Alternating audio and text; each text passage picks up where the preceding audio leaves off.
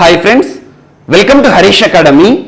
ఈరోజు వార్తలు నిలిచిన జాతీయ, అంతర్జాతీయ, రాష్ట్రీయ అంశాల గురించి, వార్తలు నిలిచిన వ్యక్తులు, అవార్డులు, పుస్తకాలు, మరి క్రీడా సంబంధిత సమాచారం ఒక్కొక్క అంశాన్ని వివరంగా తెలుసుకుందాం. ఈరోజు మన ఫస్ట్ టాపిక్ వచ్చేసి ఇండియాస్ క్లీనెస్ట్ సిటీగా ఇండోర్ సిటీ మరొకసారి వార్తలు నిలిచింది. ఇండోర్ సిటీ భారతదేశంలోనే అత్యంత పరిశుభ్ర నగరంగా మరొకసారి వార్తలు నిలిచింది.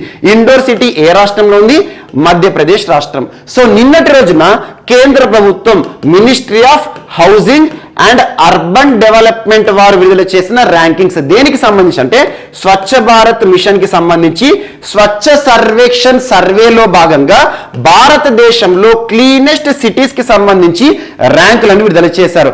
అలా గడిచిన 4 సంవత్సరాలుగా ఇండియాస్ క్లీనెస్ట్ సిటీగా వార్తలు నిలిచిన indoor city 5th year consecutive గా 5వసారి మరొకసారి ఇండియాస్ క్లీనెస్ట్ సిటీస్ జాబితాలో టాప్ ప్లేస్ లో నిలిచింది. ఇది ఒకటి గుర్తుంచుకోండి. సో ఇటీవల ఒకవేళ రానున్న పోటీ పరీక్షల్లో గనక ఇండియాస్ క్లీనెస్ట్ సిటీ ఈ రకమైన ప్రశ్న గనక అడిగితే blindly you can choose the answer. Indore is the answer. గడిచిన 4 సంవత్సరాల నుండి దేశంలోనే అత్యంత పరిశుభ్ర నగరంగా వార్తలు నిలుస్తున్న ఇండోర్ సిటీ వరుసగా 5వసారి ఈ సంవత్సరం 2021 సంవత్సరం జాబితాలో కూడా టాప్ ప్లేస్ లో ఇండియాస్ క్లీనెస్ట్ సిటీ జాబితాలో టాప్ ప్లేస్ లో నిలిచింది. ఇది ఒకటి గుర్తుంచుకోండి. ఈ జాబితాలో మన తెలుగు రాష్ట్రం ఆంధ్రప్రదేశ్ లోని విజయవాడ టాప్ 3rd లో ఉంది. 3rd పొజిషన్ లో విజయవాడ ఉంది. ఇది ఒక పాయింట్ ని యాడ్ చేసుకోండి. అండ్ నెక్స్ట్ వచ్చేసి స్వచ్ఛ సర్వేక్షణ్ సర్వేలో భాగంగా నిన్నటి రోజున ministry of housing and urban development వారు విడుదల చేసిన ఇంకొక ర్యాంకింగ్ ఏంటంటే ఇండియాస్ క్లీనెస్ట్ స్టేట్స్ అంటే పరిశుభ్రమైన రాష్ట్రాల జాబితాలో జార్ఖండ్ స్టేట్ టాప్ లో ఉందంట. సో ఈ 2 పాయింట్లు గుర్తుంచుకోండి. కానీ ఇండోర్ సిటీ పైన మాత్రం ఖచ్చితంగా పోటీ పరీక్షలు అడుగుతారు. స్వచ్ఛ భారత్ మిషన్ ప్రోగ్రామ్ లో భాగం కావచ్చు లేదా క్లీనెస్ట్ సిటీ అని కావచ్చు. సో భారతదేశంలో క్లీనెస్ట్ అనే పదం కనిపించిందంటే ఇండోర్ సిటీ అనేది ఆన్సర్ గుర్తుంచుకోండి. ఇప్పటికే ఇండోర్ సిటీ తరచూ వార్తలు నిలుస్తుంది. ఇటీవలే భారతదేశంలోనే మొట్టమొదటి వాటర్ ప్లస్ సిటీగా కూడా ఇండోర్ సిటీ ప్రత్యేకంగా వార్తలు ఇచ్చింది. ఆ టాపిక్ మనం ఆల్రెడీ డిస్కస్ చేశాం.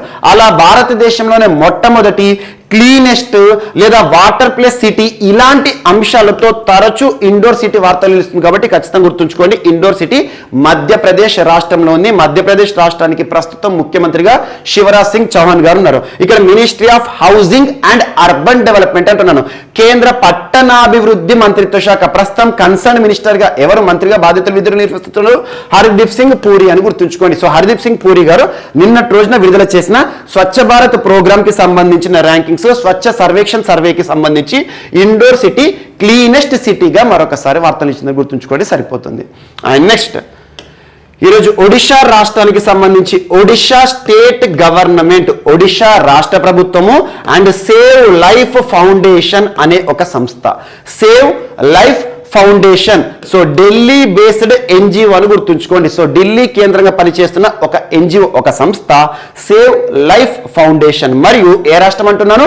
ఒడిషా స్టేట్ గవర్నమెంట్, ఒడిషా రాష్ట్ర ప్రభుత్వం కుదుర్చుకున్న ఒక ఒప్పందం వార్తలు ఇచ్చింది. ఈ ఒప్పందం యొక్క ఉద్దేశం, ప్రత్యేకత ఏంటంటే road safety measures. So road safety measures ని మరింత ముందుకు తీసుకెళ్ళాలి. రోడ్ సేఫ్టీ మెజర్స్ ని మరింత అభివృద్ధి చేయాలన్నట్టు. ఎగ్జాంపుల్ చూడండి, చాలా వరకు రహదారి ప్రమాదాలు ఇటీవల మనం వార్తలు చూస్తున్నాం. సో రహదారి ప్రమాదాలు, యాక్సిడెంట్ లో చాలా మంది ప్రాణాలు కోల్పోతున్నారు. ఇలాంటి రహదారి ప్రమాదాలకు అడ్డుకట్ట వేయాలి, నివారించాలి అని చెప్పేసి ఒడిషా రాష్ట్ర ప్రభుత్వం లాస్ట్ వీక్ రక్షక్ పేరిట ఒక ప్రత్యేకమైన కార్యక్రమాన్ని ప్రారంభించింది. రక్షక్ అని చెప్పాను. సో ఈ రోజు Odisha state government save life foundation ఈ సంస్థ ఏం సహకారం చేస్తుంది అంటే ఒడిషా రాష్ట్రంలో 100 యాక్సిడెంట్ ప్రోన్ ఏరియాస్ ని గుర్తిస్తుంది. 100 యాక్సిడెంట్ ప్రోన్ ఏరియాస్ అంటే ఏంటి? ఎక్కడైతే తరచూ యాక్సిడెంట్లు జరుగుతాయో, కొన్ని రహదారులు ఉంటాయి, అక్కడ ఎప్పుడు చూసినా యాక్సిడెంట్లు జరుగుతూ ఉంటాయి. సో అలాంటి యాక్సిడెంట్ కి కారణం ఏంటి? ఆ రహదారులో ఏమైనా లోపం ఉందా, కర్వింగ్ కరెక్ట్ లేదా, సో టీటీ యాంగిల్ కరెక్ట్ లేదా, ఇలాంటివి చూస్తారు అన్నట్టు. సో అలా రాష్ట్రంలో, ఒడిషా రాష్ట్రంలో కనీసం 100 యాక్సిడెంట్ ప్రోన్ రోడ్స్ ఏవైతే ఉంటాయో వాటిపైన అబ్జర్వ్ చేస్తారో అక్కడ యాక్సిడెంట్లను నివారించడానికి ప్రత్యేక టెక్నిక్ ని, ఆ టెక్నిక్ కి సంబంధించి ఏ రకంగా ఆ రోడ్ ని అభివృద్ధి చేయాలని చెప్పేసి ప్రత్యేక టెక్నాలజీని ఒడిశా రాష్ట్ర ప్రభుత్వంతో పంచుకుంటారు ఈ సేవ్ లైఫ్ ఫౌండేషన్ వారని గుర్తుంచుకోండి. దాంతో పాటు రహదారి ప్రమాదాలు ఎక్కువగా ఎక్కడైతే జరుగుతాయో ఆ రహదారుల వెంట ఫస్ట్ ఎయిడ్ సౌకర్యాలను కూడా ఏర్పాటు చేస్తారు. అంటే ఎవరైనా ఇమ్మీడియట్ గా ఏదైనా యాక్సిడెంట్ జరిగిందనుకోండి, ఎమర్జెన్సీలో ఫస్ట్ ఎయిడ్, వారికి ఆ గాయాలు ఏవైతే ఉంటే గాయాలకు సంబంధించి ఇమ్మీడియట్ గా ఇచ్చే ట్రీట్మెంట్ ఫస్ట్ ఎయిడ్ అంటాం. అలాంటి ఫస్ట్ ఎయిడ్ సెంటర్లను కూడా ఏర్పాటు చేయబోతున్నారు. జస్ట్ గుర్తుంచుకోండి, రహదారి ప్రమాదాలను అడ్డుకట్ట వేయడానికి రాష్ట్ర వ్యాప్తంగా యాక్సిడెంట్ ప్రోన్ ఏరియాస్ ని గుర్తించడమే కాకుండా ఆ యాక్సిడెంట్ ప్రోన్ ఏరియాస్ ఏవైతే ఉంటాయో, రహదారులు ఏవైతే ఉంటాయో వాటి మరొకసారి రీకన్స్ట్రక్ట్ చేయడంలో టెక్నాలజీని ట్రాన్స్ఫర్ చేస్తారు. ఎట్ ద సేమ్ టైం రహదారి ప్రమాదాలు ఎక్కడైతే ఎక్కువగా జరుగుతాయో అక్కడ ఫస్ట్ ఎయిడ్ సెంటర్లను ఏర్పాటు చేయడం ఈ ఒప్పందంలో భాగమని గుర్తుంచుకోండి. జస్ట్ రహదారి ప్రమాదాలకు సంబంధించి ఒడిశా రాష్ట్రం ఈ రోజు మరొకసారి వార్తలు ఇచ్చింది. సేఫ్టీ మెజర్స్ లో భాగంగా రోడ్ సేఫ్టీ మెజర్స్ ఏవైతే ఉంటాయో వాటిని మరింత ఎక్కువగా అభివృద్ధి చేయాలన్నట్టు, సేఫ్టీ మెజర్స్ ని ఎక్కువగా ముందుకు తీసుకెళ్లాలి. అండ్ ఇటీవల లాస్ట్ వీక్ రక్షక్ ప్రోగ్రామ్ గురించి చూసాము. అండ్ ఈ రోజు ఒడిశా రాష్ట్రానికి సంబంధించి మరొక ప్రోగ్రామ్ వార్తలు ఇచ్చింది, సంహతి ప్రాజెక్ట్. సంహతి, సో ఈ ప్రోగ్రామ్ పేరు గుర్తుంచుకోండి, సంహతి. ఇటీవల సంహతి పేరుతో ప్రత్యేక ప్రోగ్రామ్ ప్రాజెక్ట్ కార్యక్రమాన్ని ఏ రాష్ట్ర ప్రభుత్వం ప్రారంభించింది అంటే ఒడిశా రాష్ట్ర ప్రభుత్వం అని గుర్తుంచుకోండి. ఈ ప్రోగ్రామ్ యొక్క ఉద్దేశం ఏంటంటే రాష్ట్రంలో గిరిజనులు ఎవరైతే ఉంటారో, గిరిజన చిన్నారులు ఉంటారు కదా, చిన్నపిల్లలు, ప్రైమరీ ఎడ్యుకేషన్లో ఉన్న గిరిజన చిన్నారులు ఎవరైతే ఉంటారో, ప్రైమరీ విద్యాభ్యాసం అంటే మనకు ప్రాథమిక విద్యను అభ్యసించే చిన్నారులు ఎవరైతే ఉంటారో, ప్రైమరీ ఎడ్యుకేషన్ అంటే మనకు 5th క్లాస్ అనుకోండి. సో అలా 5th క్లాస్ బిలో గిరిజన స్టూడెంట్స్ ఎవరైతే ఉంటారో, ట్రైబల్ స్టూడెంట్స్ ఎవరైతే ఉంటారో వారికి గిరిజన భాషలోనే, వారి మాతృభాషలోనే విద్యను అందించే ఒక ప్రత్యేక ప్రాజెక్ట్. ఇలాంటి టాపిక్ ని ఆల్రెడీ మనం చాలాసార్లు డిస్కస్ చేస్తున్నాం. కేరళ రాష్ట్రం కూడా ఇటీవల, కేరళ రాష్ట్ర ప్రభుత్వం కూడా నమత్ బసై పేరుతో ఇటీవల ప్రత్యేకంగా వార్తలు ఇచ్చింది. సో రాష్ట్రంలోని గిరిజనులందరికీ సో గిరిజన భాషలోనే, వారి మాతృభాషలోనే విద్యాభ్యాసాన్ని అందిస్తున్న రాష్ట్రంగా కేరళ వార్తలు ఇచ్చింది. ఆ ప్రోగ్రామ్ నమత్ బసై. సేమ్ అలాంటి ప్రోగ్రామే సంహతి కార్యక్రమం. ఈ సంహతి కార్యక్రమం ఏంటంటే గిరిజనులకు సంబంధించి, సో గిరిజన చిన్నారులు ఎవరైతే ఉంటారో, 5th క్లాస్ వరకు స్టూడెంట్స్ ఎవరైతే ఉంటారో వారికి మాతృభాషలో విద్యాభ్యాసాన్ని కల్పించడం అని గుర్తుంచుకోండి. ఇందుకోసము స్కూల్లో ఉండే టీచర్స్ ఉంటారు కదా, ఆ టీచర్స్ కూడా ఫౌండేషన్ కోర్స్ ఇస్తారు. ఫౌండేషన్ కోర్స్ అంటే ఏంటంటే ట్రైబల్ లాంగ్వేజెస్ ఎందుకు ఇంత ఇంపార్టెన్స్ ఇస్తుంది ఒడిశా రాష్ట్రం అంటే ఒకటి ఇష్యూ. సో ఒడిశా రాష్ట్రంలో ఆల్మోస్ట్ 62 ట్రైబల్ గ్రూప్స్ ఉన్నాయి. ట్రైబల్ గ్రూప్స్ అంటే గిరిజన తెగలు. సో భారతదేశంలో ఇన్ని తెగలు ఉన్న రాష్ట్రం, 62 తెగలకు సంబంధించి గిరిజన తెగలు ఉన్న, గిరిజన సమూహాలు ఉన్న రాష్ట్రం. మరియు ఇందులో 13 పర్టికులర్లీ వల్నరబుల్ ట్రైబల్ గ్రూప్స్, మరి ఇంకా ప్రిమిటివ్ ట్రైబల్ గ్రూప్స్ అన్నట్టు. సో అలాంటి గిరిజనులు అత్యధికంగా ఉన్న ఒడిశా రాష్ట్రంలో ఇలాంటి ప్రోగ్రామ్ ని ప్రారంభించమనేది అతిశయోక్తిగా చెప్పుకోవచ్చు, మనం అద్భుతం అని చెప్పుకోవచ్చు. సో అలా సంహతి కార్యక్రమం. సో స్కూల్ విద్యార్థులకి ఎవరైతే ఉంటారో, ప్రైమరీ ఎడ్యుకేషన్ అభ్యసించే విద్యార్థులు ఎవరైతే ఉంటారో వారికి పాఠశాల పుస్తకాలు ఉంటాయి కదా, పుస్తకాలను కూడా గిరిజన భాషలో ఇవ్వడం జరుగుతుంది. ఆ గిరిజన భాషలకు సంబంధించి కూడా గుర్తుంచుకోండి, గిరిజన భాష ఏదైతే ఉంటుందో దానికి లిపి ఉండదు. సో అలా లిపి ఉందనుకోండి, లిపితో ఇస్తారు. లేదనుకోండి సో వారికి సంబంధించి ఆ టీచింగ్ ఏదైతే ఉంటుందో వారికి అర్థమయ్యే విధంగా ఇంగ్లీష్లో ఉన్న పుస్తకాలు కానివ్వండి, లేదా హిందీలో ఉన్న పుస్తకాలు కానివ్వండి, వారికి అర్థమయ్యే రీతిలో గిరిజన భాషలో చెప్పడం జరుగుతుంది. ఇదొకటి ప్రత్యేకత. So Samhati programme. ఇటీవల ఇలాంటి అంశాలు తరచూ వార్తలు ఇస్తుంది. ఒడిశా రాష్ట్ర ప్రభుత్వం ట్రైబల్స్ కి ఇంపార్టెన్స్ ఇస్తూ ట్రైబల్ కాంప్లెక్సెస్ ని కూడా రాష్ట్ర వ్యాప్తంగా ఏర్పాటు చేసింది గడిచిన సంవత్సరం. ట్రైబల్ కాంప్లెక్సెస్ అంటే గిరిజన విద్యార్థులు ఎవరైతే ఉంటారో, హై స్కూల్ కానివ్వండి, కాలేజ్ స్టూడెంట్స్ కానివ్వండి, వారు ఎడ్యుకేషన్ లో భాగంగా అకామిడేషన్ సౌకర్యాలు, హాస్టల్స్ కూడా గవర్నమెంటే ఉచితంగా ఇస్తుంది ప్రతి విద్యార్థి కూడా, గిరిజన విద్యార్థులకి. ఇదొకటి ఇంపార్టెంట్. అండ్ ఇటీవల ఒడిశా రాష్ట్రానికి సంబంధించి వన్యప్రాణి సంరక్షణ కేంద్రాల వార్తలు నిలిచిన సిమ్లిపాల్ కానివ్వండి, and Gahirmatha beach, Rushikulya beach, olive ridley turtle అని చెప్పాను. అండ్ ఇటీవల 3 types of crocodiles, salt water crocodile, mugger, gharial, ఇలాంటి 3 types ఆఫ్ క్రొకడైల్స్ ఉన్న ఏకైక రాష్ట్రంగా ఒడిశా రాష్ట్రం వార్తలు నిలుస్తుంది. అండ్ ఒడిశా రాష్ట్రానికి సంబంధించి గురుప్రియ సేతు అనే ఒక వంతెన వార్తలు నిలిచింది. స్వాభిమాన్ ఆంచల్ అనే ఒక ప్రత్యేకమైన ఒక ఐలాండ్ వార్తలు నిలిచింది. At the same time Odisha రాష్ట్రానికి సంబంధించి భువనేశ్వర్ సిటీ తరచూ వార్తలు నిలుస్తుంది. భువనేశ్వర్ సిటీ కోవిడ్-19 కి సంబంధించి ఇండియా ఫస్ట్ 100% కోవిడ్-19 వ్యాక్సినేటెడ్ సిటీగా వార్తలు నిలిచింది. అండ్ భారతదేశంలో మొట్టమొదటి కోవిడ్-19 వారియర్ మెమోరియల్ నిర్మితమవుతున్న రాష్ట్రంగా ఒడిశా భువనేశ్వర్ వద్ద. అండ్ రూర్కెలా అతిపెద్ద హాకీ స్టేడియం నిర్మాణంలో ఉంది. అండ్ ఒడిశా రాష్ట్ర ప్రభుత్వం హాకీ క్రీడకు ప్రాధాన్యత ఇవ్వడంలో ఎప్పుడు ముందుంటుంది. అందుకోసం రానున్న 10 సంవత్సరాలు ఒడిశా రాష్ట్ర ప్రభుత్వం భారత హాకీ జట్టుకు స్పాన్సర్గా ఉంది. ఇలాంటి అంశాలు తరచూ మనం డిస్కస్ చేస్తున్నాం, వాటి లింక్ చేసుకోండి.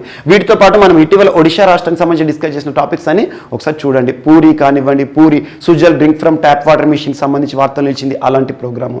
అండ్ నెక్స్ట్ ఈరోజు మరొక అంశం. So Chennai metropolitan area, Chennai metropolitan అంటే చెన్నై సిటీలో సస్టైనబుల్ అర్బన్ సర్వీసెస్ ప్రోగ్రాంలో భాగంగా, సస్టైనబుల్ అర్బన్ సర్వీసెస్ అంటే పట్టణాభివృద్ధి కార్యక్రమం, సుస్థిరమైన అభివృద్ధిలో భాగంగా Asian infrastructure and investment bank $150 million ఆర్థిక సాయం కింద ప్రకటించడం జరిగింది.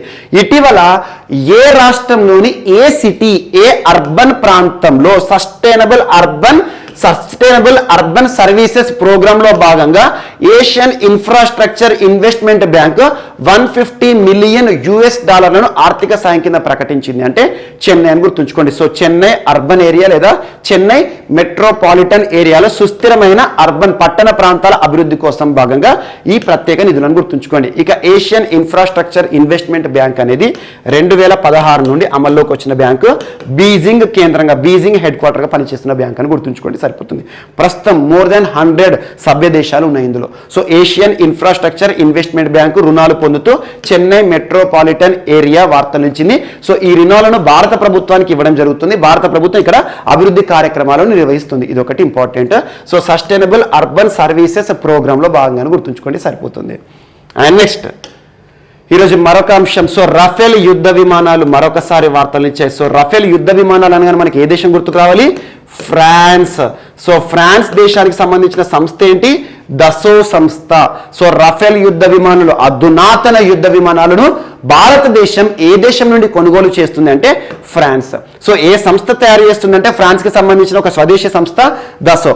ఇప్పటి వరకు గడిచిన సంవత్సరంలో ఈ విమానాలను భారతదేశానికి అప్పగించడం ప్రారంభించింది ఫ్రాన్స్ దేశం. యాజ్ ఆన్ టుడే 30 యుద్ధ విమానాలు భారతదేశానికి అందజేయడం జరిగింది. సో దసో అనే సంస్థ లేదా ఫ్రాన్స్ దేశం అని గుర్తుంచుకోండి. అందులో యాక్చువల్గా ఫ్రాన్స్ కి ఇండియాకి మధ్య కుదిరిన ఒప్పందం ఏంటంటే మొత్తం 36 విమానాలు, రఫేల్ యుద్ధ విమానాల కొనుగోలు. అందులో 30 విమానాలు ఇప్పటికే భారత్కి రీచ్ అయ్యాయి. అండ్ మిగిలిన 6 విమానాలు ఏవైతే ఉంటాయో, 6 యుద్ధ విమానాలు, 6 రఫేల్ యుద్ధ విమానాలను రానున్న 2022 సంవత్సరం ఏప్రిల్ మాసం చివరికల్లా భారత్కి అందజేస్తామని చెప్పేసి ఫ్రాన్స్ తరపున ఫ్రాన్స్ ప్రస్తుత రాయబారి భారతదేశంలో ఎమాన్యుయల్ లెనైన్ గారు ప్రకటించడం జరిగింది. ఎమాన్యుయల్ లెనైన్ గారు ఇటీవల ఒక మీడియా ప్రెస్ మీటింగ్ లో చెప్పడం జరిగింది. ఇది ఒకటి ఇంపార్టెంట్. సో రఫేల్ యుద్ధ విమానాలు అనగానే మనకి ఏ దేశం గుర్తుకు రావాలి? ఫ్రాన్స్ అని గుర్తుంచుకోండి. దసో సంస్థ ఇప్పటికే భారతదేశానికి విడతల వారీగా 30 యుద్ధ విమానాలు అందజేసింది ఫ్రాన్స్ ప్రభుత్వం. దసో సంస్థ తయారు చేసిన విమానాలు. అందులో ఇంకా పెండింగ్ ఏమున్నాయి? 6 విమానాలు. ఆ 6 విమానాలు కూడా next with in span of 5 to 6 months లో ఇండియాకు రీచ్ అవుతాయి. అత్యంత త్వరలో రీచ్ చేస్తామని చెప్పేసి ఎమాన్యుయల్ లెనైన్ గారు భారతదేశంలో ఫ్రాన్స్ రాయబారి గారు చేసిన ప్రకటన వార్తలు ఇచ్చింది. అండ్ ఇటీవల మన రక్షణ అవసరాలు తీర్చుకోవడానికి మనం ఏ దేశం పైన డిపెండ్ అవుతున్నాం, ఏ కొనుగోలు చేస్తున్నాం, వాటిపైన ప్రత్యక్ష శ్రద్ధ చూపండి. ఇటీవల C-295 విమానాలు కూడా వార్తలు ఇచ్చాయి. So air craft carriers C-295 అనగానే స్పెయిన్ నుంచి మనం కొనుగోలు చేసే ఒప్పందం. అండ్ ఇటీవల కాట్సా సంబంధిత అంశం, భారత్ పైన అమెరికా ఆంక్షలు విధిస్తుందా, కాట్సా చట్టాన్ని ప్రయోగిస్తుందా, countering America's adversaries through sanctions act అని చెప్పేసి దేని విషయంలో వార్తలు ఇచ్చింది? తరచు S-400 మిసైల్ సిస్టమ్, రష్యాతో భారతదేశం కుదుర్చుకున్న S-400 మిసైల్ సిస్టమ్ చాలా ఇంపార్టెంట్. అండ్ ఇటీవల కాలంలో అమెరికా నుండి మనం కొనుగోలు చేసిన పోసిడాన్ 8I P-8I ప్రస్తుతం ఇండియన్ నేవీలో నిఘా విమానాలుగా పనిచేస్తున్న, ఇండియన్ నేవీలో పనిచేస్తున్న విమానాలు పోసిడాన్ 8I మనం ఎక్కడి నుండి కొనుగోలు చేసామంటే America P-8I. And Apache, Chinook కానివ్వండి, MH-60 రోమియో 3 రకాల హెలికాప్టర్లు మనం కొనుగోలు చేసాం.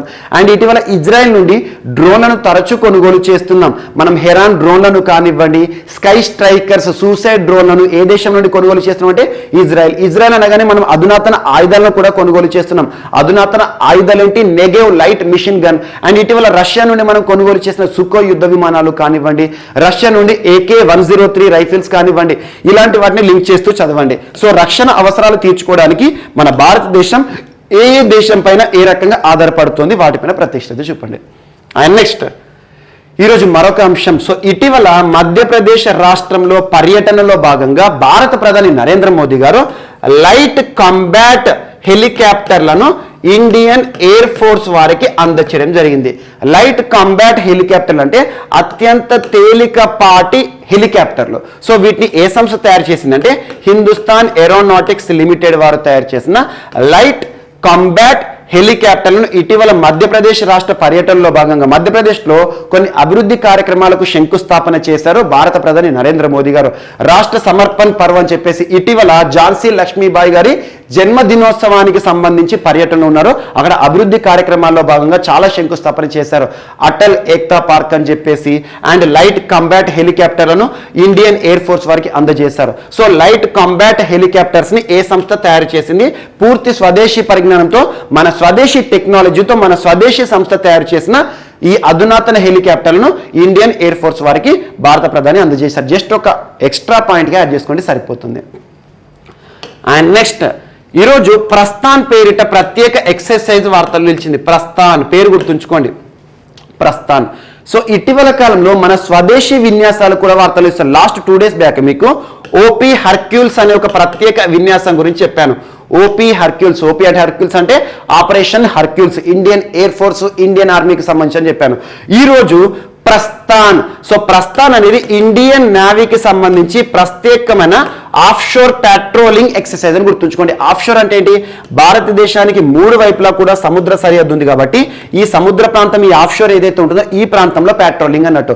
దాదాపు ఇక్కడ వెస్టర్న్ నావల్ కమాండ్ ఉంటుంది. సో వెస్టర్న్ నావల్ కమాండ్ అంటే మనకి బాంబే ఈ ప్రాంతము. సో వెస్టర్న్ నావల్ కమాండ్ ప్రాంతం నుండి అరౌండ్ 90 నాటికల్ మైల్స్ పరిధి వరకు ఇండియన్ నేవీకి సంబంధించిన యుద్ధ నౌకలు ఏవైతే ఉంటాయో అండ్ సముద్ర గర్భంలో ప్రయాణించే సబ్మెరైన్స్ ఏవైతే ఉంటాయో ప్రత్యేకమైన నిఘాని ఏర్పాటు చేసేనట్టు, ప్రత్యేకమైన విన్యాసాన్ని నిర్వహించినట్టు. జస్ట్ గుర్తుంచుకోండి, ఇటీవల వార్తలు ఇచ్చిన ప్రస్థాన్ ఎక్సర్సైజ్ ఎవరికి సంబంధించింది? భారత త్రివిధ దళాలు అంటే ఇండియన్ నేవీకి సంబంధించి, సముద్ర ప్రాంతానికి సంబంధించి ఆఫ్షోర్ పెట్రోలింగ్ ఎక్సర్సైజ్ అని గుర్తుంచుకోండి. ఇందులో భాగంగా చాలా యుద్ధ విమానాలు చాలా యుద్ధ నౌకలు పార్టిసిపేట్ చేయడం జరిగింది. ఇది ఒకటి ఇంపార్టెంట్. అండ్ నెక్స్ట్ ఈరోజు మరొక అంశం.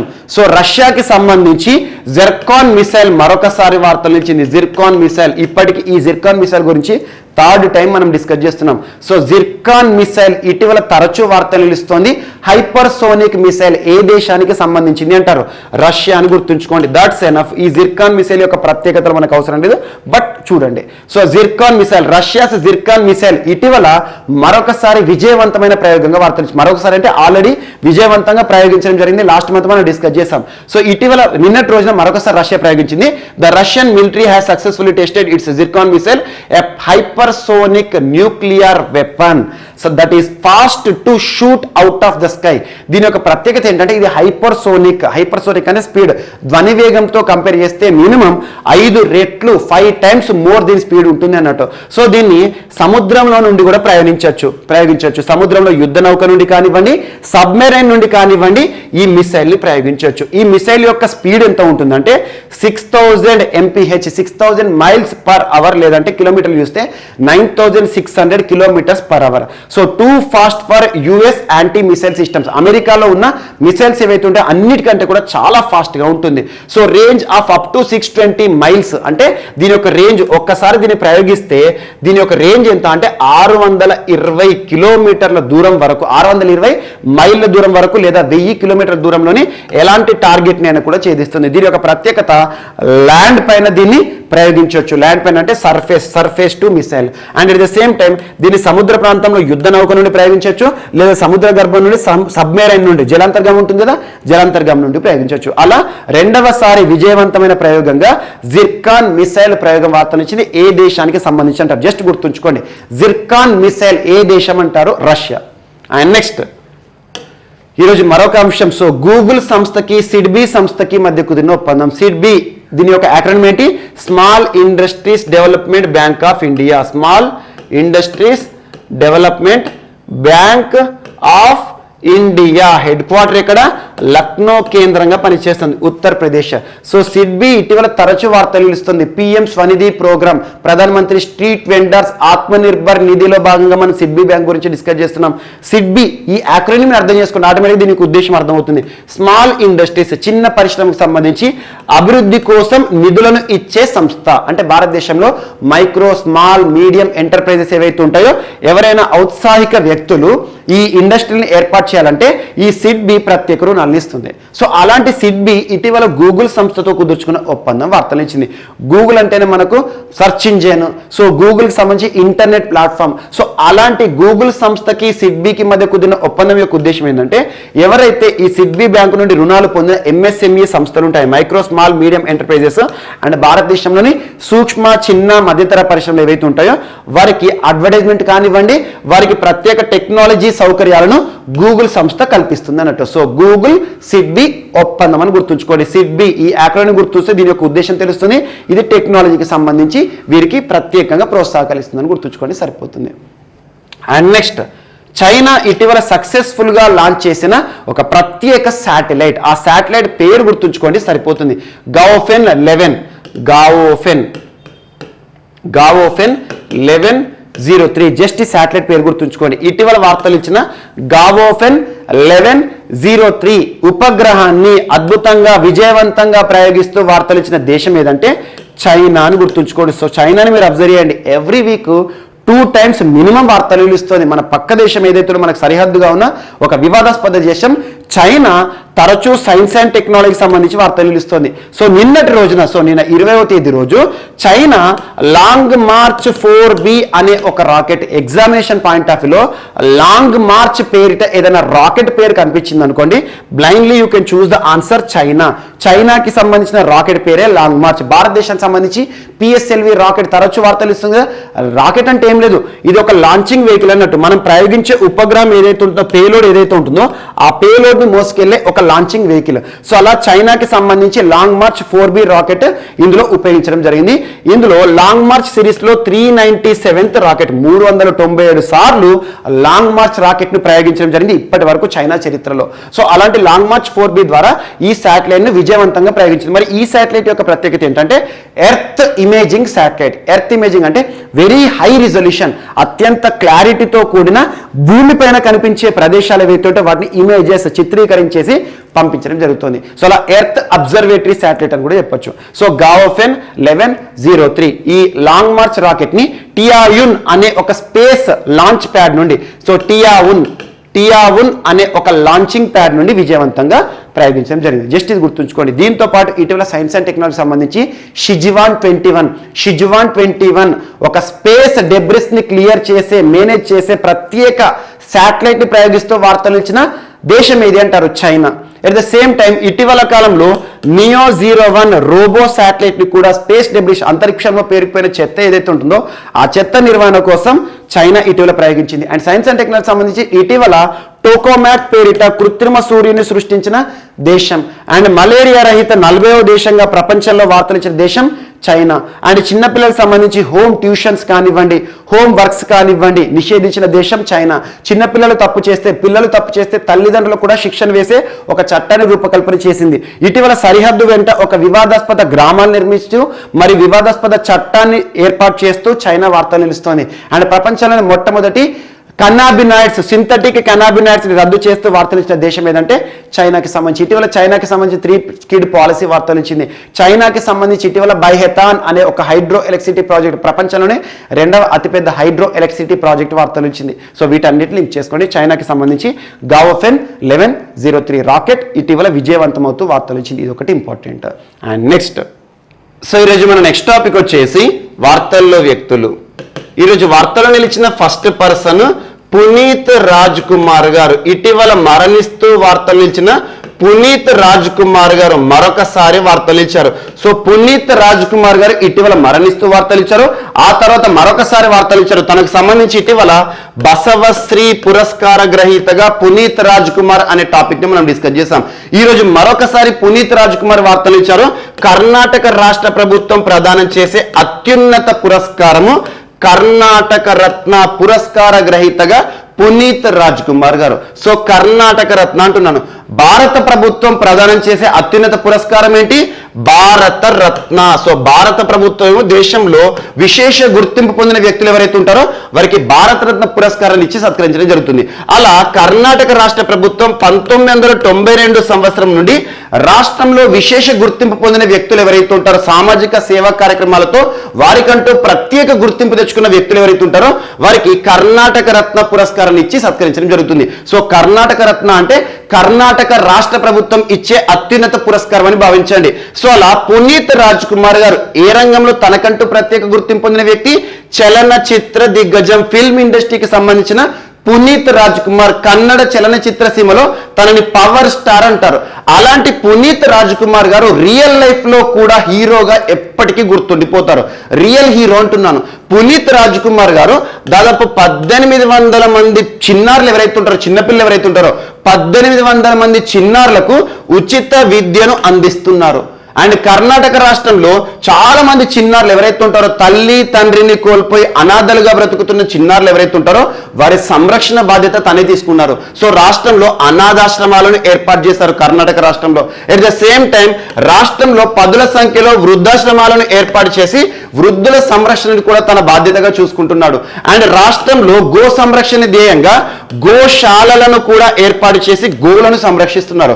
అలా సంరక్షణ చర్యలతో, సామాజిక సేవా కార్యక్రమాలతో తనకంటూ ప్రత్యేక గుర్తింపు తెచ్చుకొని రియల్ లైఫ్ లో కూడా హీరోగా ఎప్పటికీ గుర్తుండిపోయే పునీత్ రాజ్ కుమార్ గారిని కర్ణాటక రాష్ట్ర ప్రభుత్వం కర్ణాటక రత్న పురస్కారాన్ని ఇచ్చి సత్కరించడం జరుగుతుంది. ఇది ఒకటి గుర్తుంచుకోండి. సో అతను మరణించిన తర్వాత ఈ కర్ణాటక రత్న పురస్కార గ్రహీతగా వార్తలు ఇచ్చిన గుర్తుంచుకోండి. సో ఇటీవల మరణిస్తూ వార్తలు ఇచ్చిన పునీత్ రాజ్ కుమార్ ఆల్రెడీ బసవశ్రీ పురస్కార గ్రహీతగా ఎంపికై వార్తలు ఇచ్చారు.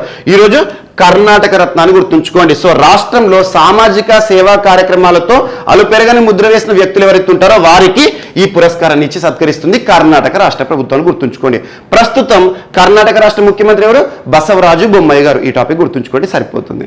అండ్ నెక్స్ట్ ఈరోజు వినయ్ కుమార్ గారు వార్తలు ఇచ్చారు. శ్రీ వినయ్ కుమార్ గారు సీనియర్ ఐఎఫ్ఎస్ అధికారి. సీనియర్ ఐఎఫ్ఎస్ అధికారి. ఐఎఫ్ఎస్ అంటే ఏంటి? ఇండియన్ ఫారెన్ సర్వీసెస్ అధికారి. 1992 క్యాడర్ ఐఎఫ్ఎస్ అధికారి అయిన వినయ్ కుమార్ గారిని భారత ప్రభుత్వం ఈరోజు మయన్మార్ దేశానికి నూతన రాయబారిగా నియమిస్తూ ఉత్తర్వులను విడుదల చేయడం జరిగింది. సో మయన్మార్ నూతన రాయబారిగా నియమితులవుతూ వార్తలు వచ్చిన సీనియర్ ఐఎఫ్ఎస్ అధికారి పేరేంటి అంటారు. సో వినయ్ కుమార్ గారిని గుర్తుంచుకోండి సరిపోతుంది. సో మయన్మార్ లో నూతన రాయబారి యొక్క బాధ్యత ఏంటి, విధులేంటి?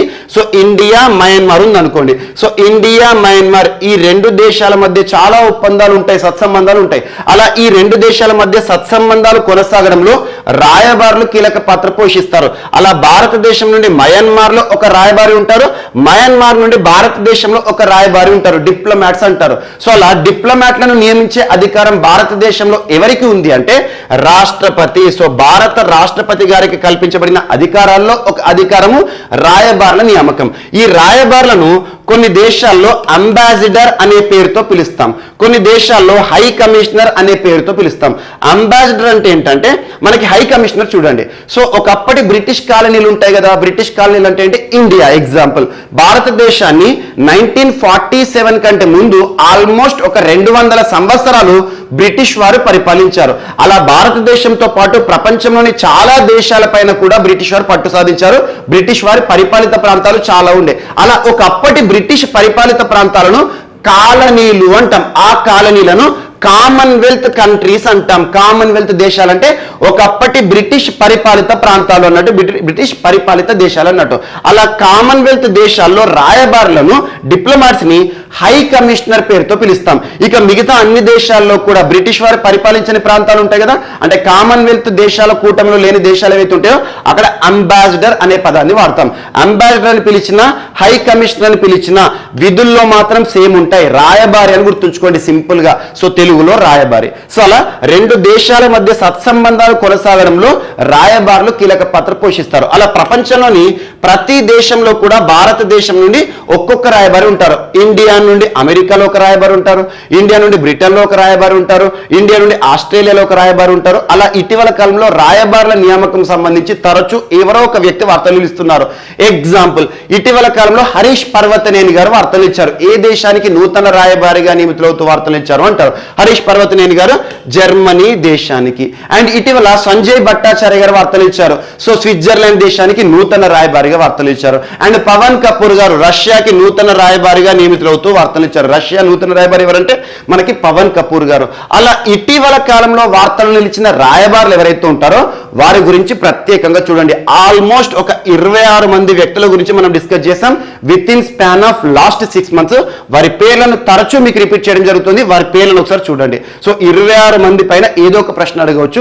సో అలా రాయబారుల నియామకం అనేది ప్రతి వారం కూడా మనం చూస్తున్నాం కాబట్టి ప్రతిసారి నేను రిపీట్ చేస్తున్నాను. ఆ 26 మంది పేర్లు లాస్ట్ క్లాస్లో కూడా మీకు చెప్పాను, ఒకసారి చూడండి.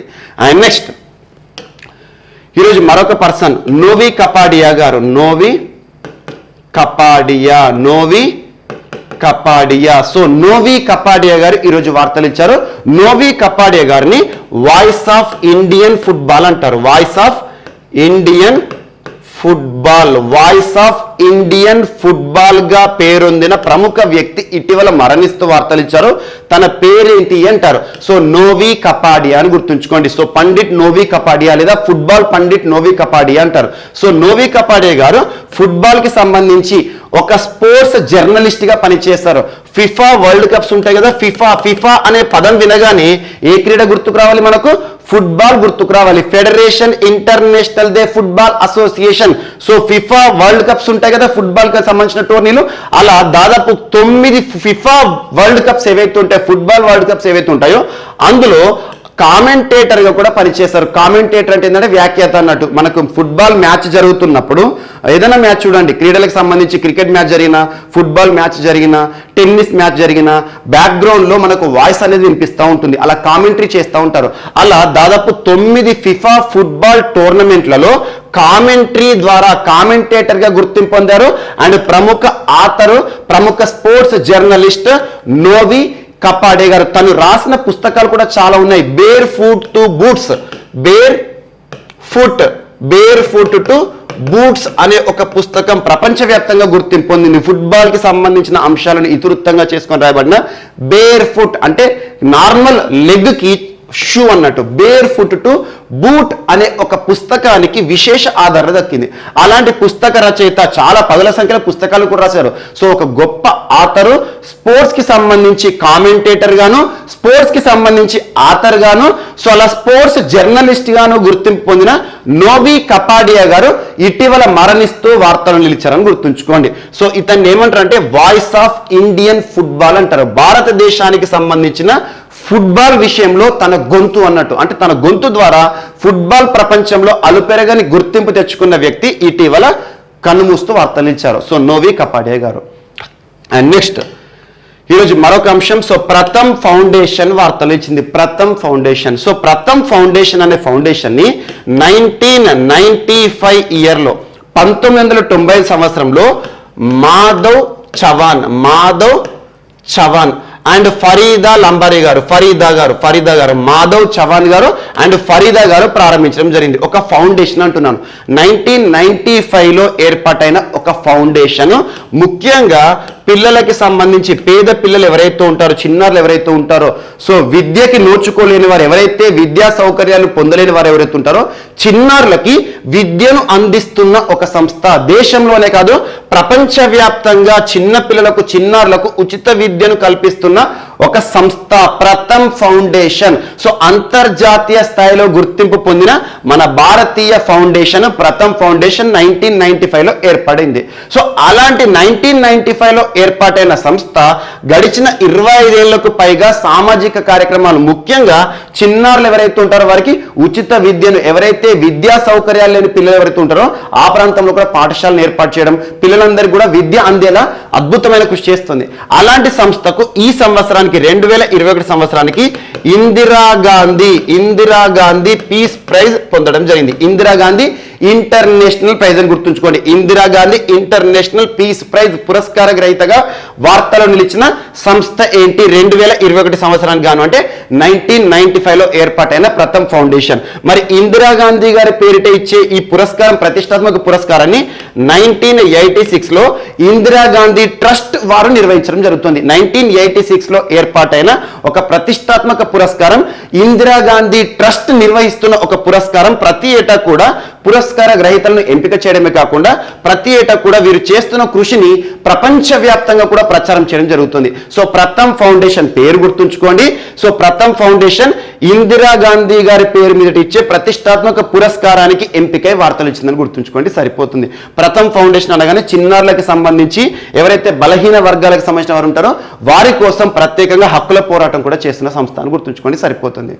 అండ్ నెక్స్ట్ ఈరోజు వార్తలు నిలిచిన హేమా మాలిని గారు, హేమా మాలిని అండ్ ప్రసూన్ జోషి గారు, ప్రసూన్ జోషి, ఇద్దరు పర్సన్స్ పేర్లు గుర్తుంచుకోండి. ఇద్దరు కూడా బాలీవుడ్లో వారికంటూ ప్రత్యేక గుర్తింపు పొందారు, అంటే చలనచిత్ర దిగ్గజాలను గుర్తుంచుకోండి. సో హేమా మాలిని గారు చాలా సినిమాల్లో నటించారు, అద్భుతమైన ఆర్టిస్ట్, అద్భుతమైన హీరోయిన్గా కూడా గుర్తింపు పొందారు. అలాంటి హేమా మాలిని గారు అండ్ ప్రసూన్ జోషి గారు కొన్ని సినిమాలు నిర్మించారు అండ్ కొన్ని సినిమాల్లో క్యారెక్టర్ ఆర్టిస్ట్గా కూడా గుర్తింపు పొందారు. అంతకుముందు central board for film certification, CBFC అంటాం కదా, central board for film certification అంటే ఏంటి? ఒక సినిమా నిర్మాణం పూర్తయిన తర్వాత ఆ సినిమాకి సెన్సార్ సర్టిఫికేషన్ అనేది ఉంటుంది. U/A అని, సో యు అని చెప్పేసి సినిమాలకు సర్టిఫికేట్లు ఇస్తారు, సెన్సార్ బోర్డు వారు చూస్తారు. అలాంటి సెన్సార్ బోర్డుకి సంబంధించి మాజీ డైరెక్టర్ అంటే మాజీ హెడ్గా విధులు నిర్వర్తించిన వ్యక్తి. అలా సెన్సార్ బోర్డులో గుర్తింపు పొందిన వ్యక్తి, at the same time film ఇండస్ట్రీలో గుర్తింపు పొందిన వ్యక్తి ప్రసూన్ జోషి గారు. ఇక హేమా మాలిని గారి గురించి మనం చెప్పాల్సిన అవసరం లేదు, చాలా మందికి సుపరిచితులైన వ్యక్తి. అలాంటి ఈ ఇద్దరు పర్సన్స్ కూడా film personality of the year, film personalities of the year, film personalities of the year 2021 గా గుర్తింపు పొంది వార్తలు ఇచ్చారు. Film personalities of the year అంటే ప్రత్యేకంగా వీరిని గుర్తించడం జరుగుతుంది ఇంటర్నేషనల్ ఫిల్మ్ ఫెస్టివల్ ఆఫ్ ఇండియాలో. International film festival of India ప్రతి సంవత్సరం మనం చూస్తూ ఉంటాం. సో గోవా వేదికగా నిన్నటి రోజున ప్రారంభమయ్యాయి. సో నవంబర్ 20 నుండి 29వ తేదీ వరకు జరగనున్న అంతర్జాతీయ చలనచిత్ర వేడుకలను గుర్తుంచుకోండి. ఇఫీ, international film festival of India ఆతిథ్యం ఇస్తున్న ప్రాంతం ఏంటంటే గోవా. సో ఈ ఇంటర్నేషనల్ ఫిల్మ్ ఫెస్టివల్ ఆఫ్ ఇండియాలో ఈ ఇద్దరు వ్యక్తులను కూడా ప్రత్యేకంగా గుర్తించడం జరుగుతుంది film personalities of the year. ఈ సంవత్సరానికి గాను అద్భుతంగా కృషి చేస్తున్న చలనచిత్ర దిగ్గజాలు, సో చలనచిత్ర రంగానికి సంబంధించి విశేష గుర్తింపు పొందిన వ్యక్తులను గుర్తుంచుకోండి, సరిపోతుంది. ఇటీవల తరచు మనం ఇఫీ పురస్కారాలకు సంబంధించి, ఇఫీ చలనచిత్ర వేడుకలకు సంబంధించి మనం డిస్కస్ చేస్తున్నాం. సో అందులో ఒక టాపిక్ అప్డేట్ చేసుకోండి, ఇద్దరు పర్సన్స్ని యాడ్ చేసుకోండి, సరిపోతుంది. అండ్ నెక్స్ట్ ఈరోజు మరొక పర్సన్ కమలా హారిస్ గారు వార్తలు ఇచ్చారు. కమలా హారిస్ సో భారతీయ మూలాలు ఉన్న వ్యక్తి, అమెరికా చరిత్రలోనే మొట్టమొదటి వైస్ ప్రెసిడెంట్గా ఎన్నికై చరిత్ర సృష్టించిన మన భారతీయ మూలాలున్న కమలా హారిస్ గారు అమెరికా చరిత్రలో 1 గంట 25 నిమిషాల పాటు దేశాధ్యక్ష పదవిని నిర్వర్తించి కూడా వార్తలు ఇచ్చారు. సో 1 గంట 25 నిమిషాలు అంటున్నాను. ప్రస్తుతం అమెరికా దేశాధ్యక్షులు ఎవరు? జో బైడెన్ గారు. సో జో బైడెన్ గారు యాక్చువల్గా తన వయసు అరౌండ్ 8 ఇయర్స్, 79 ఇయర్స్ కంప్లీట్ అయ్యి ఇటీవలే. సో అలా 8 ఇయర్స్ ఏజ్లో తనకు కొన్ని అనారోగ్య సమస్యలు వెంటాడుతున్నాయి. సో అలా పెద్ద ప్రేగు ఉంటుంది కదా మనకి, ఏదైతే ఉంటుందో కొలనోస్కోపీ ట్రీట్మెంట్ అని చాలా మంది వినే ఉంటారు. కొలనోస్కోపీ, సో కొలనోస్కోపీ ట్రీట్మెంట్ అంటే మనకు జీర్ణాశయానికి సంబంధించి పెద్ద పేగుపై చేసే ఒక శస్త్రచికిత్స అన్నట్టు. సో కొలనోస్కోపీకి సంబంధించి ఇటీవల ట్రీట్మెంట్ తీసుకుంటున్నారు జో బైడెన్ గారు. అలా కొలనోస్కోపీ ట్రీట్మెంట్ తీసుకునే సమయంలో తను మొత్తం కూడా ఎవరైతే ఉంటారో, మన పర్సన్ ఎవరైతే ఉంటారో తను మొత్తం కూడా అన్కాన్షియస్ లో ఉంటారు, ఎందుకంటే అనస్థేషియా వేయడం జరుగుతుంది, మత్తు మందు ఇవ్వడం జరుగుతుంది. సో అలాంటి సమయంలో దేశాధ్యక్షుడు మత్తులో ఉంటున్నాడు కాబట్టి దేశాధ్యక్షుడు తన పదవిని నిర్వర్తించలేకపోతున్నాడు కాబట్టి 1 గంట 25 నిమిషాల పాటు గడిచిన రోజున, నిన్నటి రోజున అమెరికా దేశాధ్యక్షురాలిగా కమలా హారిస్ గారు విధులు నిర్వర్తించారు. సో ఎగ్జామినేషన్ పాయింట్ ఆఫ్ ఒక ప్రశ్న అడిగే అవకాశం ఉంటుంది. ఇటీవల ఏ దేశానికి 1 గంట 25 నిమిషాల పాటు తాత్కాలిక దేశాధ్యక్షురాలిగా మన భారతీయ మూలాలు ఉన్న వ్యక్తి వార్తలు ఇచ్చారు అంటే కమలా హారిస్ గారు. సో కమలా హారిస్ గారు ప్రస్తుతం అమెరికాకి సంబంధించి వైస్ ప్రెసిడెంట్గా ఉన్నారు. అమెరికా దేశ చరిత్రలోనే మొట్టమొదటి మహిళా వైస్ ప్రెసిడెంట్. అలాంటి వైస్ ప్రెసిడెంట్ ఇటీవల జో బైడెన్ గారి స్థానంలో 1:25 పాటు 1:25 అంటే ఆల్మోస్ట్ ఒక 84-85 మినిట్స్ పాటు అమెరికా దేశాధ్యక్షురాలిగా విధులు నిర్వర్తిస్తూ వార్తలు ఇచ్చారు. ఎప్పుడైనా గుర్తుంచుకోండి, ఏ దేశంలో అయినా కూడా దేశాధ్యక్షుడు, రాష్ట్రపతి కానివ్వండి, కొన్ని దేశాల్లో అధ్యక్షుడు అంటాం, వారు అన్కాన్షియస్లో ఉన్న, దీర్ఘకాలం అనారోగ్య సమస్యలతో ఉన్నా కూడా, లేదంటే మరణించినా కూడా తాత్కాలిక దేశాధ్యక్షులుగా వైస్ ప్రెసిడెంటే విధులు నిర్వర్తిస్తారు. అలా ఇటీవల 1.5 hours కూడా అవసరమా అంటే దేశాధ్యక్ష పదవి అనేది అంత ఇంపార్టెంట్. దేశాధ్యక్ష పదవి 1 నిమిషం కూడా వేకెంట్గా ఉండకూడదు. సో దేశాధ్యక్షుడు అన్కాన్షియస్లో ఉన్నారు కాబట్టి తన పొజిషన్లో జో బైడెన్ గారు తన బాధ్యతలను కమలా హారిస్ గారికి అప్పగించడం జరిగింది. ఇది ఒక్కటి గుర్తుంచుకోండి సరిపోతుంది. అండ్ నెక్స్ట్, సో ఈరోజు మన నెక్స్ట్ టాపిక్ వచ్చేసి క్రీడా సంబంధిత విశేషాలు. సో క్రీడలకు సంబంధించి వార్తలు ఇచ్చిన ఫస్ట్ పర్సన్ గార్బెన్ ముగురుజా గారు. గార్బెన్ ముగురుజా పర్సన్ పేరు గుర్తుంచుకోండి. ఇటీవల వార్తలు నిలిచిన గార్బెన్ ముగురుజా గారు ఏ దేశానికి సంబంధించిన క్రీడాకారిణి అంటారు? స్పెయిన్ అని గుర్తుంచుకోండి. సో స్పెయిన్ కి చెందిన గార్బెన్ ముగురుజా గారు. ఎందుకు స్పెయిన్ దేశం పేరు చెప్తున్నానంటే మొట్టమొదటి స్పానియార్డ్ గా ఈ రోజు వార్తలు ఇచ్చారు. స్పెయిన్ దేశం నుండి మొట్టమొదటి వ్యక్తిగా వార్తలు ఇచ్చారు. దేనికి సంబంధించి అంటే ఇటీవల మెక్సికోలో ముగిసిన టెన్నిస్ ఛాంపియన్షిప్ WTA ఫైనల్లో విజేతగా వార్తలు నిలిచిన గార్బియన్ ముగురుజా గారు మొట్టమొదటి స్పానియార్డ్ టు విన్ WTA టోర్నమెంట్ గా వార్తలు ఇచ్చారు. WTA అంటే women's tennis association. 2021 WTA tournament ఎక్కడ జరిగిందంటే మెక్సికో వేదికగా. సో మెక్సికో వేదికగా ముగిసిన ఫైనల్లో గార్బియన్ ముగురుజా గారు అనెట్ కొంటవెట్ అనే ఒక పర్సన్ పైన, అనెట్ కొంటవెట్ అనే ఒక క్రీడాకారిణి పైన గెలుపొందడం జరిగింది. సో ఇక్కడ రన్నర్ పేరు గుర్తుంచుకోవాల్సిన అవసరం లేదు, జస్ట్ మనం గుర్తుంచుకోవాల్సిన పర్సన్ పేరు గార్బెన్ ముగురుజా గారు. ఇటీవల 2021 సంవత్సరం సంబంధించి మెక్సికో వేదికగా ముగిసిన WTA tournament, women's tennis association ఆధ్వర్యంలో ప్రారంభమైన టోర్నమెంట్ లో ఫైనల్లో విజేతగా వార్తలు ఇచ్చారు. టైటిల్ గెలుపొందడం జరిగింది. ఈ టైటిల్ గెలుపొందడం ద్వారా మొట్టమొదటి స్పెయిన్ వ్యక్తిగా ఒక క్రీడా టోర్నీని గెలుచుకొని వార్తలు ఇచ్చారని గుర్తుంచుకోండి సరిపోతుంది. అండ్ నెక్స్ట్, అలెగ్జాండర్ జ్వెరేవ్ గారు. అలెగ్జాండర్ జ్వెరేవ్ పర్సన్ పేరు గుర్తుంచుకోండి. అలెగ్జాండర్ జ్వెరేవ్ ఏ దేశానికి చెందిన వ్యక్తి అంటే Germany. So German. Alexander Zverev గారు 2021 సంవత్సరానికి సంబంధించి వియన్నా ఓపెన్ ని గెలుచుకొని వార్తలు ఇచ్చారు. So Vienna open ATP tournament అని గుర్తుంచుకోండి. సో ATP అంటే ఏంటంటే association of tennis professionals. So ATP tourney Vienna వేదికగా, వియన్నా ఎక్కడ ఉంది? ఆస్ట్రియా దేశంలో ఉంది. ఆస్ట్రియా దేశంలోని వియన్నా వేదికగా జరిగిన ఒక tennis open championship Vienna open 2021లో విజేతగా వార్తలు నిలిచిన పర్సన్ పేరు ఏంటి అంటే అలెగ్జాండర్ జ్వెరేవ్. ఏ దేశానికి చెందిన వ్యక్తి అంటే జర్మనీ అని గుర్తుంచుకోండి సరిపోతుంది. అండ్ నెక్స్ట్, ఈరోజు వార్తలు నిలిచిన ఒక గిరిజన నాయకుడు. సో ఒకానొక గిరిజన నాయకుడు, ఇతని పేరు రాజా సంగ్రామ్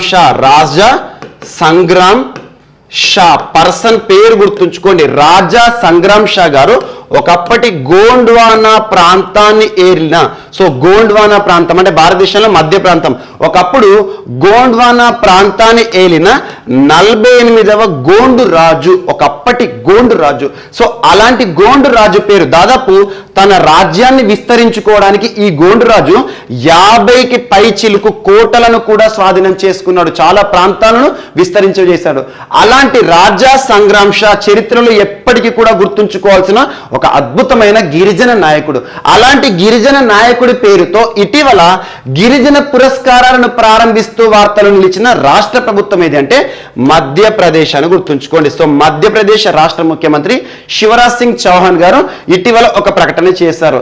సో గిరిజన గౌరవ దినోత్సవం మనం ఇటీవల చూసాం. November 15th గిరిజన గౌరవ దినోత్సవం జనజాతీయ గౌరవ దివస్ గా భారత ప్రభుత్వం గుర్తించింది. ఇటీవల కాలంలో గిరిజనులకు సంబంధించి తరచూ ఏదో ఒక అంశం వార్తలు నిలుస్తోంది. అలాంటి గిరిజన గిరిజనులకి సంబంధించి ఒకప్పటి గిరిజన నాయకుడు, చరిత్ర ఉన్నంత కాలం గుర్తుంచుకోవాల్సిన ఒక గొప్ప రాజు రాజా సంగ్రామ్ షా గారి పేరుతో ఇటీవల ఏ రాష్ట్ర ప్రభుత్వము గిరిజనులకు ఇచ్చే పురస్కార వేడుకలను ప్రారంభించింది, గిరిజనుల కోసం ప్రత్యేక పురస్కారాలను ప్రారంభించింది అంటే మధ్యప్రదేశ్ రాష్ట్ర ప్రభుత్వాన్ని గుర్తుంచుకోండి సరిపోతుంది. ఇటీవల కాలంలో మధ్యప్రదేశ్కి సంబంధించి వార్తలు ఇచ్చిన వ్యక్తులు కానివ్వండి, మధ్యప్రదేశ్ సంబంధించి మనం డిస్కస్ చేసిన అంశాలు కానివ్వండి, ప్రాంతాలు కానివ్వండి, ఖచ్చితంగా చూడండి. ఎగ్జాంపుల్ గ్వాలియర్, ఓర్చా ప్రాంతం కానివ్వండి, ఇలాంటి ప్రాంతాలపైన ఖచ్చితంగా ప్రశ్నలు అడుగుతారు. అండ్ ఇటీవల కాలంలో భీంబేట్కా కూడా తరచూ వార్తలు నిలుస్తుంది, ఆ ప్రాంతమైన ప్రత్యక్షత చూపండి. ఇక మధ్యప్రదేశ్ రాష్ట్ర ప్రభుత్వం ఇటీవల ప్రారంభించిన ప్రత్యేకమైన కార్యక్రమాలు. ప్రస్తుతం మధ్యప్రదేశ్ రాష్ట్రం ఆయుష్ బేస్డ్ ఎకానమీ వైపు మల్లుతోంది. అండ్ గో ఆధారిత ఆర్థిక వ్యవస్థను నిర్మించబోతున్నారు. గో ఆధారిత అంటే అన్ని రాష్ట్ర ప్రభుత్వాలు కూడా ఇటీవల మధ్యప్రదేశ్ రాష్ట్ర ప్రభుత్వం లేఖలు రాసింది, మీ రాష్ట్రంలో ఆవు పేడ ఉంటే మాకు విక్రయించండి, మేము కొనుక్కుంటాం, ఎందుకంటే మా ఎకానమీ మొత్తం కూడా గో ఆధారిత ఎకానమీగా తీర్చిదిద్దుతున్నాం అని చెప్పేసి.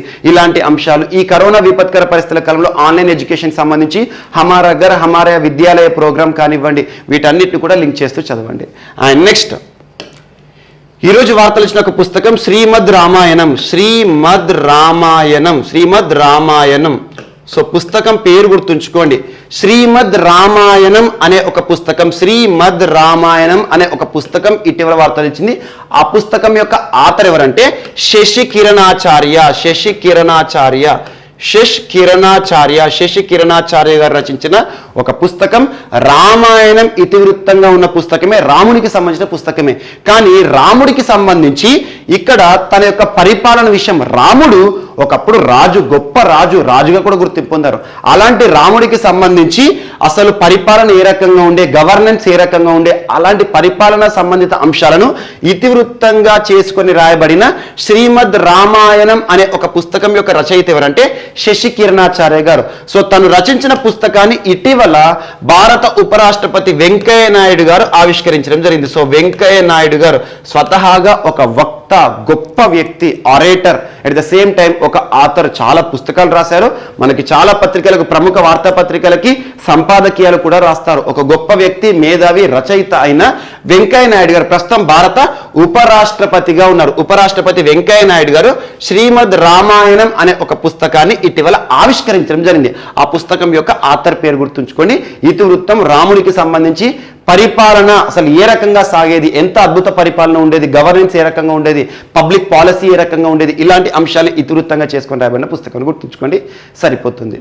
సో ఇవి ఈరోజు వార్తలు నిలిచిన అంశాలు. మిస్లేనియస్ అంశాలు ఏమైనా మిగిలిపోతే మాత్రం రేపటి క్లాస్లో యాడ్ చేసుకుని నేర్చుకుందాం. రేపు కలుద్దాం. Thank you.